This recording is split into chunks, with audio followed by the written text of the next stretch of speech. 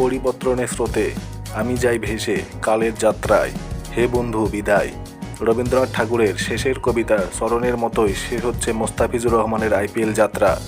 সবাই যখন ভেবেছিলেন মোস্তাফিজের সোনালি সময় শেষ, তখনই ইন্ডিয়ান প্রিমিয়ার লিগের ইতিহাসে নিজের সেরা সময়টা কাটালেন কাটার মাস্টার।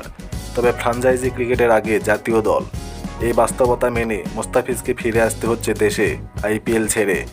মোস্তাফিজের চলে যাওয়ার ব্যাপারটায় হতাশা চেন্নাইয়ের কোচের মনে। দলের মাস্টারমাইন্ড কোচ স্টিভেন ফ্লেমিং আর আড়াল করতে পারলেন না। দলের প্রথম জয়ের নায়ক, একাধিকবার যিনি হয়েছেন পার্পল ক্যাপের মালিক, এমনকি এ মুহূর্তে যিনি দলের সর্বোচ্চ উইকেটের মালিক, সেই মোস্তাফিজকে বিদায় দিতে গিয়ে প্রশংসার বাক্যমালা গাঁথলেন ফ্লেমিং। চেন্নাই কোচ বলেন, মোস্তাফিজের পারফরমেন্স আউটস্ট্যান্ডিং। এই কন্ডিশনে সে দুর্দান্ত, বিশেষ করে স্লো উইকেটে সে দারুণ ফর্মে আছে। সে চলে যাচ্ছে, এটা আমাদের জন্য অত্যন্ত হতাশাজনক। তবে অবশ্যই দেশের স্বার্থ আগে। তবে মোস্তাফিজ দারুণ একটা আইপিএল কাটিয়েছে। দেশের টানে মোস্তাফিজের আইপিএল ছেড়ে আসা সমর্থন পাচ্ছে চেন্নাই শিবিরেও। দেশের হয়ে যারা সর্বোচ্চ পর্যায়ে ভালো করেন তারাই তো ডাক পান আইপিএলে, ব্যতিক্রম নন মোস্তাফিজও।